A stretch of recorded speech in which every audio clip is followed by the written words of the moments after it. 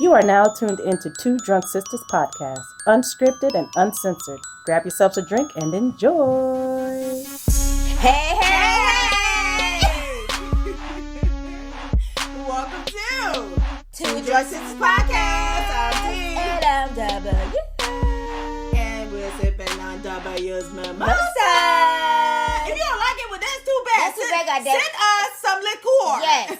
And we will be picking up again on our Black-owned businesses. We just waiting for the things to come in now. Yeah. You know, COVID just...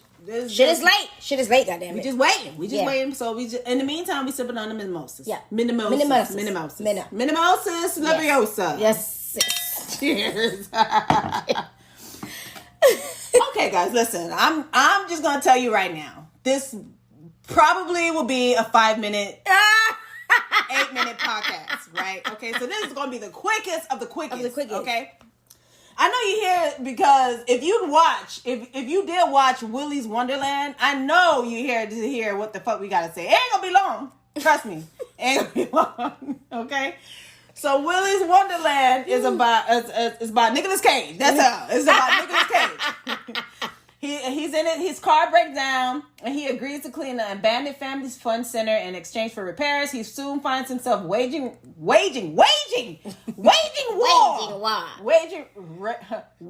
war against possessed animatronic mascots while trapped inside Willy's Wonderland. I'm gonna kill W. Okay, guys. Killer clowns from outer space. That is the vibe I got. If y'all don't remember killer clowns, then you're too goddamn young. But killer clowns from outer space. I feel like that one. I feel like that one was better than this. But go ahead. I know. I'm sorry. Where do I begin? Oh my god. Where can I get my hour and something minutes back?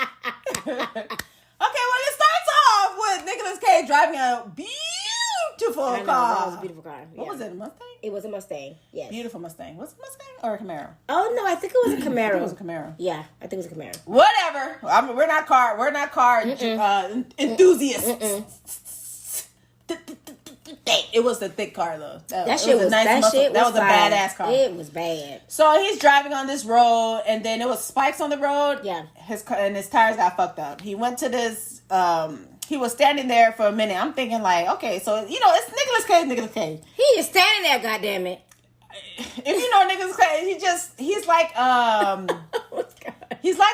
he's a bizarro Keanu Reeves. A bizarro Keanu Yes, Reeves. he's a bizarro Keanu Reeves. Not the way he looked, but just his acting. Yes. You know how Keanu's just like so monotone? Nicolas Cage the same way Yes. almost. But in this movie, Nicolas Cage don't talk. Right. So we found out he doesn't talk throughout the whole movie. Whole movie. But I tell you what he did do. Took his break and do. That's what he did. That's what he did. That's what made him money. Oh my God. That's what he did. I promise. Anyways, so a tow truck came by and said, hey, well, he didn't talk like the guy from the farm, but I was going to talk like that guy. You were. He did not talk like that. He was just saying, sounded real country. So he was saying like, look, man, this is what happened to your car. I can fix it for you. It's about $1,000. It's $1,000. Okay. And it's $250 to tow it. So, what? And so Nicolas Cage brought out his credit card. He's like, we don't take no cards here. So he's like, but if you got cash, you can work it. Do you want to work it off? And he was like, okay, yeah, we'll work it off. So he sent this guy. He calls up on his phone. He's like, hey, I got somebody that could help, work off his labor. My God. Oh my gosh. This is where it gets interesting. So he takes him to this Willy's Wonderland. So clearly, that there's something going on. Okay, yeah. So Nicolas Cage goes inside, and the guy was like explaining to him like, "Hey, listen, if you could clean this place up for one night, I'll pay for your repairs for your car." So Nicolas Cage ain't say shit because he ain't talking throughout the whole movie. The whole movie he ain't talking. And so the guy was like, "All right, well, I'll see you in the morning," and he locks Nicolas Cage into this it's almost like a Chuck E. Cheese. It's like a Chuck E. Cheese, but a Willy's Wonderland. And he locks him up in there. And, Nicolas Cage was like, all right, well, let me put my sodas. Because that's what Nicolas Cage was drinking throughout the whole movie, his sodas. Mm-hmm. He put his sodas in the fridge. And the guy was like, make sure you take a break. Break is important. So while Nicolas Cage is kind of sort of cleaning up, this is where it gets interesting, okay? The Chuck E. Cheese characters, because that's what we'll call them, the Chuck E. Cheese characters. It was like 8 of them or something like that. And they all came to life. And I was like, what the fuck am I watching? What is this? What? My apologies. Thanks, Facebook. Anyways, so, oh my God. I don't even want to just talk about the movie. I just want to talk about the premise on why these animatronics came to life, okay? Right, yes. The reason why these animatronics came to life is because the owner of Willy's Wonderland, his name was Willy something. He was a convicted... He was a serial killer, right? He was a serial killer, but he was like a child...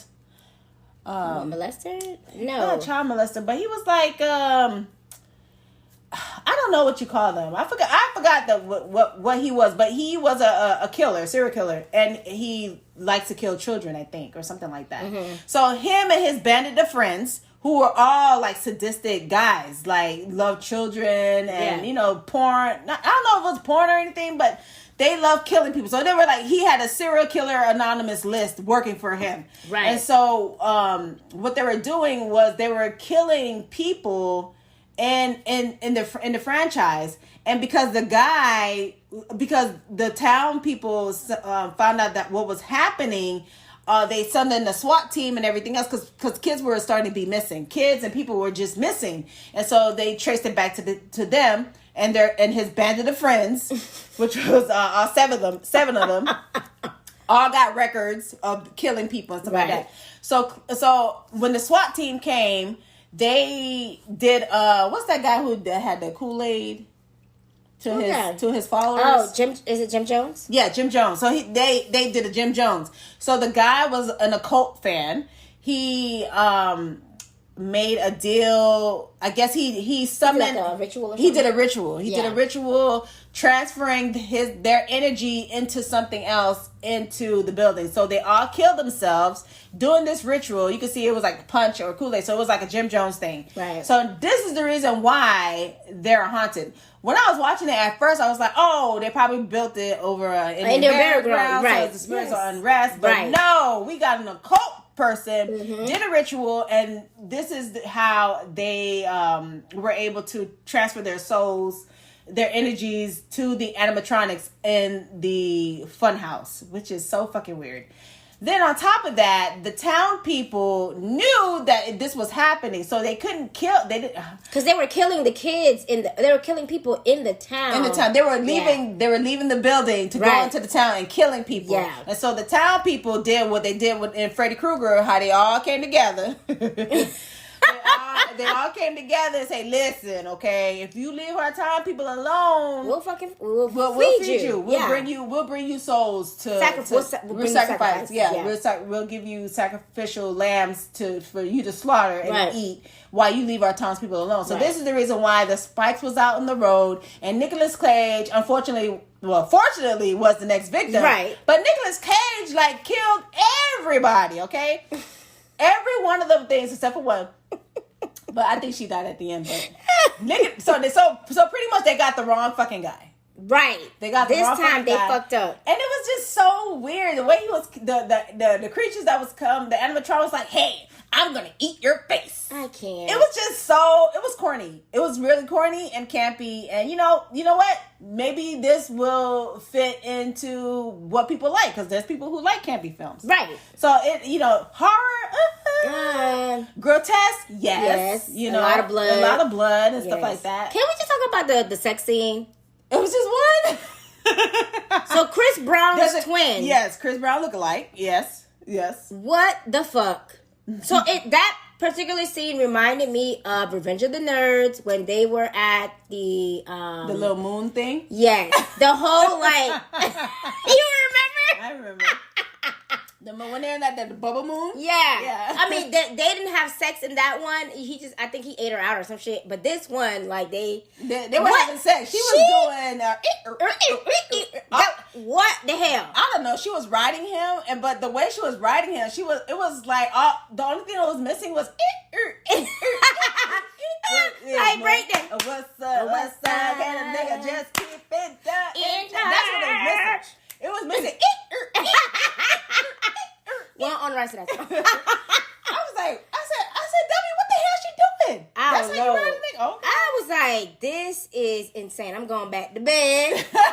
This is ridiculous. W fell asleep. I said, this is stupid. W fell asleep. So, anyways, that's what happened.